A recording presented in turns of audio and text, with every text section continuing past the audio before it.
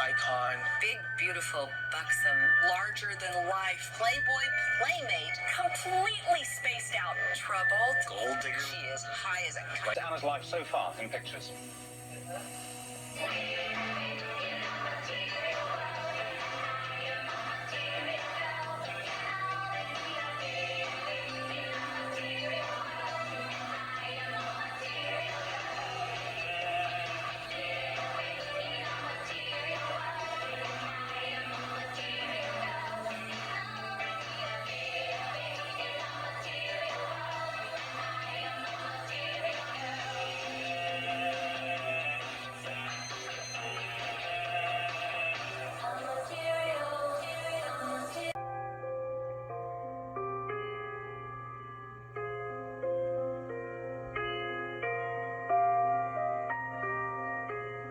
That night that she gave birth, her son Danny was flying in to meet his new sister and to be with his mother.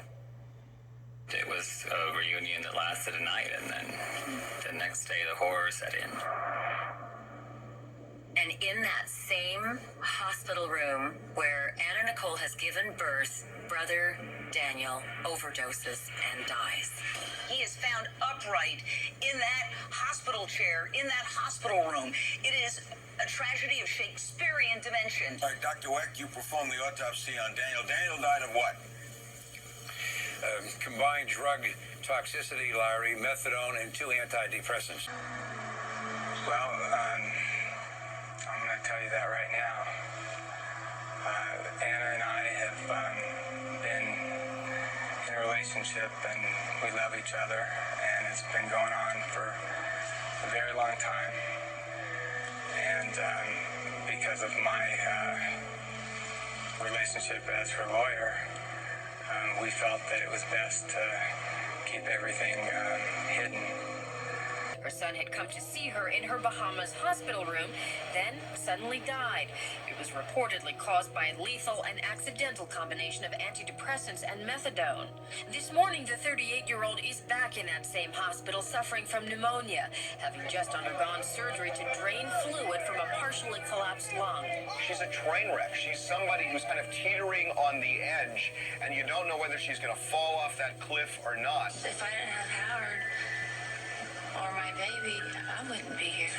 Amid the grief, more prying questions. Who was the baby's father? Was it this man, her attorney Howard K. Stern, as she claims?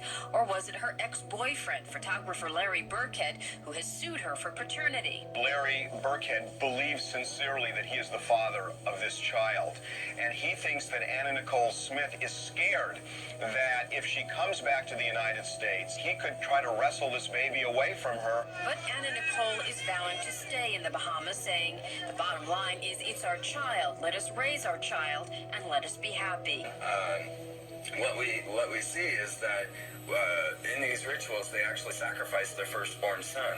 When Daniel Lynn was born, 3 days later, Daniel, the 20-year-old son, was flown to the Bahamas. And in the hospital room with Howard K. Stern and the baby, he dropped dead. Okay, this was the sacrifice of the firstborn.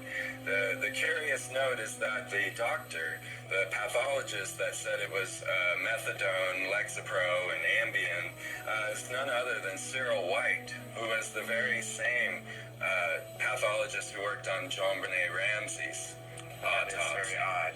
Yes. And if you look into JonBenet Ramsey, you'll find that she was a poor child subjected to this and eventually killed. Okay, so I don't trust him. All right. This is the same man who was actually accused of selling off 89 cadavers, or under 89 accounts of selling cadavers out of his office. So this is who's telling you why Daniel died. So I'm telling you, he was sacrificed. He was sacrificed as the firstborn on the 3rd day of the birth of Daniel Lynn. This court case went on and on. It was quite the Mickey Mouse court. And there were many things that just were contrary to exactly what they should have been.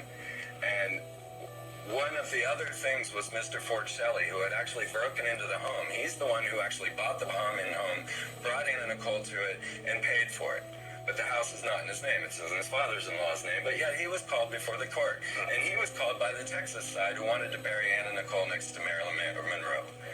But he said he didn't want to have her buried next to Marilyn. He thought that she should be buried in the Bahamas. He totally flipped and was contrary to what he was supposed to be, because he was brought up by Texas. And he brought in this tape, and they were very excited about this tape. And personally, I can find no reason for this tape to ever have been showed in a court case trying to decide where Anna Nicole's body would be laid to rest. But what it does show perfectly is a alter from dissociative identity disorder. When these children are abused at a very young age, this alter is their first alter, and it can be triggered, and they will appear to be a 4-year-old child. You're going to realize that what we're looking at with Anna Nicole is an alter. Now, I want to clearly state that the autopsy that was not done by Cyril White on Anna Nicole, which was Dr. Perper, who did the autopsy on Anna Nicole, found no signs of drug abuse and no drugs in her system upon death. There was nothing in her stomach. There was no, he calls it a mystery, and has no idea what killed her. But there was a few interesting clues where she had flu-like symptoms prior to her death, and she had a small bruise on her back that they kept trying to say that was from a fall in the shower. Anna Nicole's mother continually stated it was the drugs. It was the drugs. And I just don't see any praise.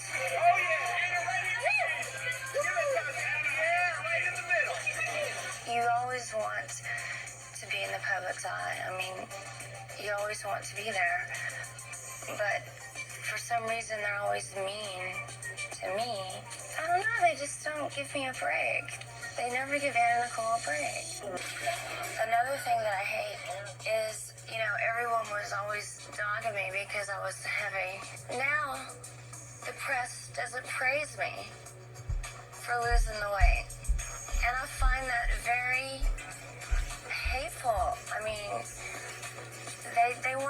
they just want all bad stories. I mean, give me a good one. When have I ever had a good story, you know? Well, I want to talk about the prescription drugs again, and as we were saying, why that got so bad. I mean, why did that become such an addiction? Well, because, my husband got sick. I got trapped. It's like I was trapped, you know, I was thrown into all these legal battles and all these legal affairs, and, you know, I had people suing me from here and there, and I just got so overwhelmed, and, you know, I'm this one little girl. I'm this one little person, and I've got 50 things thrown at me, and I'm like, you know, what did I do? What did I ever do? But, you know, take pills to drink alcohol, but I've never hurt anybody. Now, I was just... So you were overwhelmed by the situation, I was and so that's what overwhelmed, and I couldn't handle it. I mean, I'm one person. How can anybody handle what I was going through and still am going through? I mean... Let me ask you, do you worry at all about ever falling back into that? Oh, absolutely not. It will never happen again. I promise. No. How many 20-year-olds do you know that just died? I don't know any.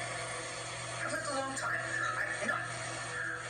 How many 39-year-olds that you know just died? Had a fever and just died? I don't know. I don't know any. His son, Jim Henson, was 41, I think, the founder of the Muppets. Yes. He had a virus. Kind of bad virus. Bad virus. Right. But there was some indication. You know, there was something happening. Here, a couple of weeks before, a couple of days before, she was out busy. She was decorating. She was showing Mark around the house. So you're saying you're suspicious? But I'm saying, I wouldn't want to get too close to